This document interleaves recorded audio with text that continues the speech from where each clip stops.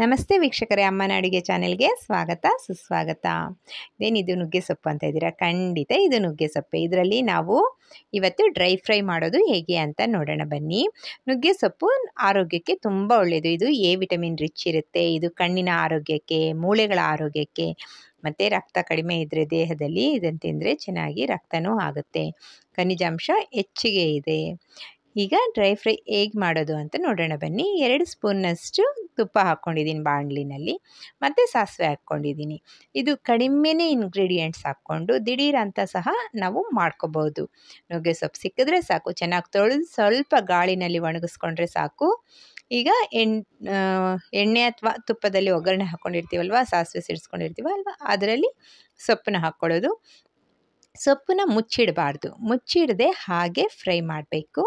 ಹಾಗೆ ಫ್ರೈ ಮಾಡ್ತಾಯಿದ್ರೆ ಫಸ್ಟು ಸ್ವಲ್ಪ ಹಬೆನಲ್ಲಿ ಹೀಗಾಗುತ್ತೆ, ಆಮೇಲೆ ನಂತರ ನೀವು ಬಾಡಿಸ್ತಾ ಅದು ತುಂಬ ಡ್ರೈ ಆಗುತ್ತೆ. ನೋಡಿ, ನಾನು ಹೀಗೆ ಬಾಡಿಸ್ಕೊಳ್ತಾ ಇದ್ದೀನಿ.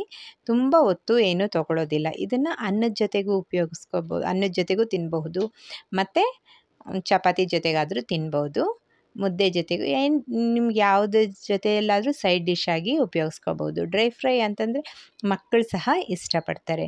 ಇದು ಸ್ವಲ್ಪ ಹಬೆನಲ್ಲಿ ಬೆಂದಂಗೆ ಈ ಥರ ಆಗ್ತಾಯಿದೆ. ನಾನು ಹಬೆನಲ್ಲಾಗಲಿ ಯಾವ ಥರನೂ ಆಗಲಿ ಮುಚ್ಚಿಟ್ಟು ಬೇಯಿಸಿಲ್ಲ. ನೋಡಿ, ಈಗ ಮುಚ್ಚಿಡದೆ ಬೇಯಿಸಿದಾಗ ನಮಗೆ ಈ ಥರ ಆಗುತ್ತೆ. ಈಗ ಆದಮೇಲೆ ಸ್ವಲ್ಪ ಉಪ್ಪು, ಅಂದರೆ ರುಚಿಗೆ ತಕ್ಕಷ್ಟು ಉಪ್ಪು ಹಾಕ್ಕೊಳ್ಬೇಕು. ಉಪ್ಪು ಆದಮೇಲೆ ಅದಕ್ಕೆ ಎಷ್ಟು ಬೇಕೋ ಅಷ್ಟು ಖಾರದ ಪುಡಿ, ಸ್ವಲ್ಪನೇ ಖಾರದ ಪುಡಿ ತೊಗೊಂಡಿದ್ದೀನಿ, ಮತ್ತು ಒಂಚೂರು ಧನಿಯಾ ಪುಡಿ. ಇಷ್ಟಾದರೆ ಸಾಕು. ನೋಡಿ, ಧನಿಯಾ ಪುಡಿ ಇಷ್ಟು ಹಾಕ್ಕೊಳ್ತಾ ಇದ್ದೀನಿ. ಇಷ್ಟಾದರೆ ಸಾಕು.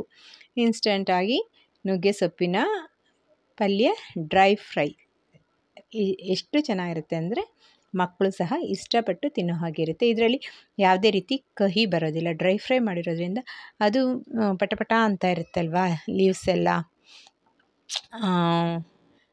ಅಂದರೆ ಸಾಫ್ಟ್ನೆಸ್ ಇರಲ್ಲ, ಡ್ರೈ ಕ್ರಂಚಿನೆಸ್ ಇರುತ್ತೆ ಅಲ್ವಾ. ಹಾಗಾಗಿ ಎಲ್ಲರೂ ಇಷ್ಟಪಟ್ಟು ತಿಂತಾರೆ. ಸ್ವಲ್ಪ ತಿಂದರೂ ಸಾಕು, ಹೆಚ್ಚಿನ ಪಲ್ಯ ತಿನ್ನೋ ಹಂಗೆ ಆಗುತ್ತಲ್ವಾ. ನಾನು ಮಾಡಿರೋ ಈ ನುಗ್ಗೆ ಸೊಪ್ಪಿನ ಪಲ್ಯ ನಿಮ್ಗೆ ಇಷ್ಟ ಆದರೆ ಒಂದು ಲೈಕ್ ಮಾಡೋದು, ಶೇರ್ ಮಾಡೋದು, ಸಬ್ಸ್ಕ್ರೈಬ್ ಮಾಡೋದು ಮರಿಬೇಡಿ. ಮತ್ತು ನೀವು ಹೇಗೆ ಬಂತು ಅಂತ ನಿಮ್ಮ ಮನೇಲಿ ಮಾಡಿ ನೋಡಿ ಕಾಮೆಂಟ್ ಮಾಡಿ. ನಾವು ಈಗ ಇದು ಚಪಾತಿ ಜೊತೆಗೆ ನುಗ್ಗೆ ಸೊಪ್ಪಿನ ಪಲ್ಯ, ಒಂದು ಸಾರು ಮತ್ತು ಈರುಳ್ಳಿ ನೆಂಚ್ಕೊಂಡು ತಿನ್ನೋದಕ್ಕೆ ನಾವು ರೆಡಿಯಾಗಿದ್ದೀವಿ. ನೀವು ರೆಡಿನಾ? Thank you for watching.